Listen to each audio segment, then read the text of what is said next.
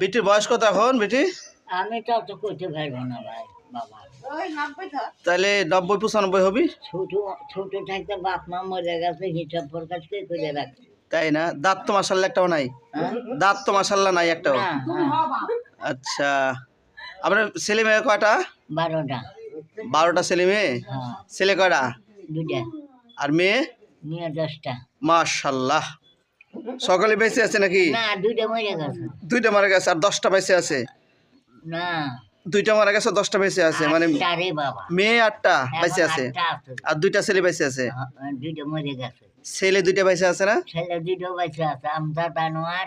আচ্ছা, সব ছেলে মেয়ের নাম মনে আছে? হ্যাঁ, কি কি নাম বলেন তো? আনোয়ার, হ্যাঁ আমজাদ, হ্যাঁ রেজিয়া, হ্যাঁ। সুজুভান, হুম জায়দা, হুম রশিদা, হুম আরভা, হুম লুৎফা, হুম জবেদা, হুম সাজেদা। হুম। আর মারা গেছে? মারা গেছে আবেদা হুম। আর আবেদা আর রাবিয়া। আচ্ছা, 10টা। 10টা মেয়ে 2টা ছেলে। হ্যাঁ, আচ্ছা, আলহামদুলিল্লাহ। সকলে দোয়া করবেন আল্লাহ যেন আমার এই আন্টিকে দীর্ঘায়ু দান করেন এবং সুস্বাস্থ্য দান করেন।